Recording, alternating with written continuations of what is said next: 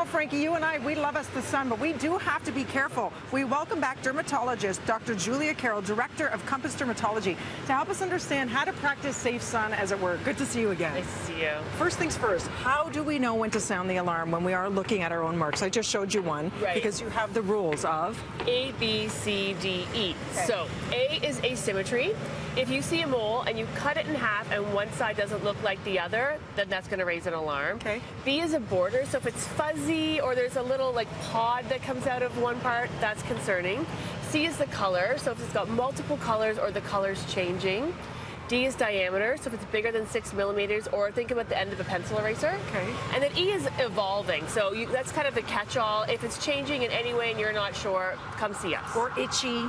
Itchy, I'm not so worried about, Okay. but you know, if you're concerned, I'm happy to see an itchy one. Now, when it comes to vitamin D, I always hear, you know, there is some safe sun you can get at non-peak hours, but your body only absorbs, let's say within 10 minutes, enough vitamin D for a 24-hour cycle. Is any of that safe or true? The problem is your skin type and my skin type are going to absorb totally different amounts of vitamin D, and you know, the weather's nice today, maybe tomorrow it won't be. You can't rely on it.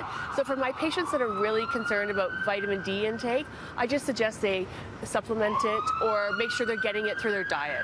Is there a safe period where we can be exposed to the sun, let's say before 11 or after 3 or 4? We do say the peak hours not to are between 11 and 3, so it's safer outside of those hours. And how often are we applying SPF? Does it matter if it's 20 versus 40 versus 60, because it does cost more?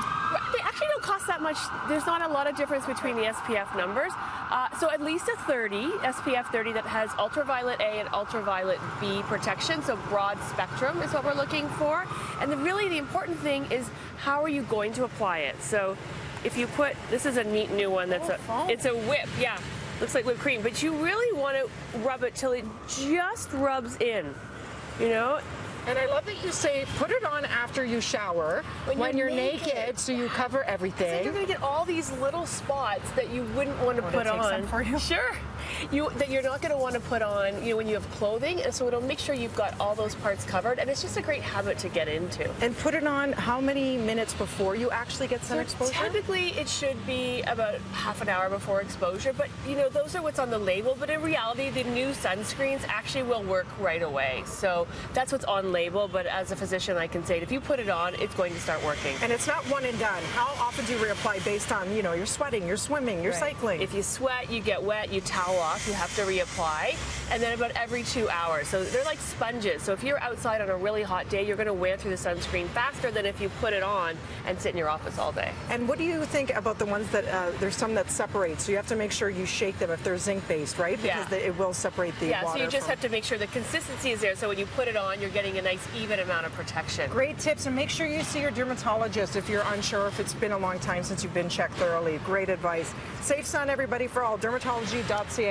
for more information. We'll be back with more BT right after this.